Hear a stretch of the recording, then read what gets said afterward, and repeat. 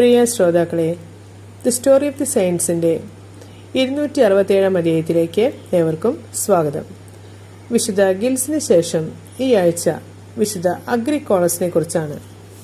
Magnus എന്ന Roman സെനറ്ററുടെ മകനായിരുന്നു വിശുദ്ധ അഗ്രിക്കോളസ്.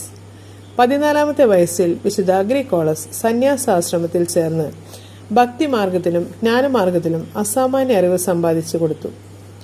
അമ്മയുടെ മരണശേഷമാണ് അദ്ദേഹം സന്യാസാശ്രമത്തിൽ ചേർന്നതായി കരുതപ്പെടുന്നത്. ഇതിനിടയിൽ വിഭാര്യനായ അദ്ദേഹത്തിന്റെ പിതാവിനെ ഒരു സന്യാസിയാകാനുള്ള തിരുകൽപ്പന ലഭിച്ചു.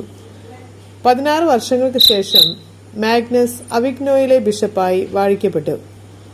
ഈ സ്ഥാനത്തിരിക്കുമ്പോൾ ഇതിനോടകം തന്നെ ചിരകാലമായി ഒരു വൈദികനായി സേവനമനുഷ്ഠിച്ചുകൊണ്ടിരുന്ന സ്വന്തം മകനെ പൊതുഭരണ ചുമതലയിൽ സഹായമെത്രാനായി വാഴിക്കാനുള്ള സുലഭ സൗഭാഗ്യവും ആ പിതാവിന് ലഭിച്ചു.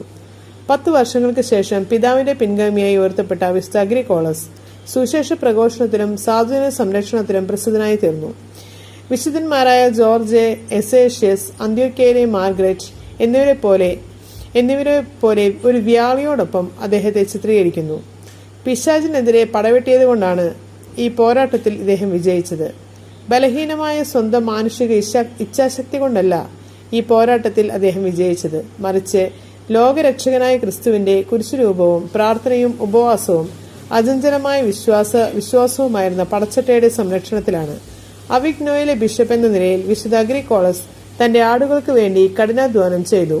പുണ്യവാനായ ഇടയശ്രേഷ്ഠനായിരുന്നു അദ്ദേഹം.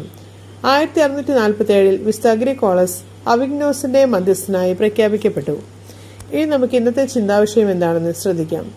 ആരെയെങ്കിലും പ്രചോദിപ്പിക്കുന്ന ഒരു കാര്യവും ചൂണ്ടിക്കാണിക്കാനില്ലെങ്കിൽ കെട്ടിയ വേഷങ്ങളും അഭിനയിച്ച തിരക്കുകളുമെല്ലാം എന്തിനാണ്?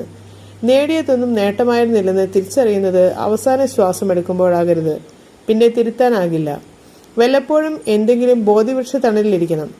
വിശകലനങ്ങളും വിചിന്തനങ്ങളും പുതിയ വിചാരങ്ങളും സമ്മാനിക്കുമത് ഉറപ്പ്. ഏവർക്കും നന്ദി.